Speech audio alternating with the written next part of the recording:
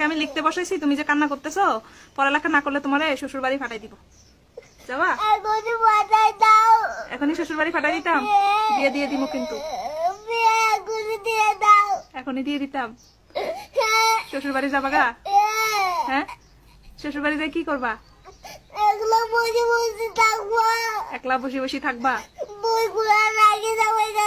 বইগুলো এখানে রাখি যাবা? শ্বশুর বাড়ি গেলে তো কাজ করা লাগবে, পারবা? পারবা না? তাহলে তো ওরাও ওখান থেকে ওখানেও থাকতে দিবে না, তাহলে কি করবা? একটা লাঠি নিজে কারে মারবা? শ্বশুরকে মারবা? আচ্ছা, লাঠি নিয়ে যায় শ্বশুরকে মারা লাগবে না, তুমি এইখানেই থাকবা, কিন্তু তুমি পড়ালেখা করবা। হ্যাঁ, পড়ালেখা করবে না? করবে না? হ্যাঁ, শুধু রাগ দেখায় তো পড়ালেখা করবে না? পড়ালেখা করবে না? তোমাকে আমি লিখতে বলছি, তুমি লিখবা না? হ্যাঁ, লিখলে তো তুমি বড় হইতে পারবা, তুমি অনেক কিছু বুঝবা।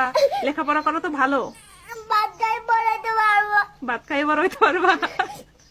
পড়ালেখা করলেও তো ভালো।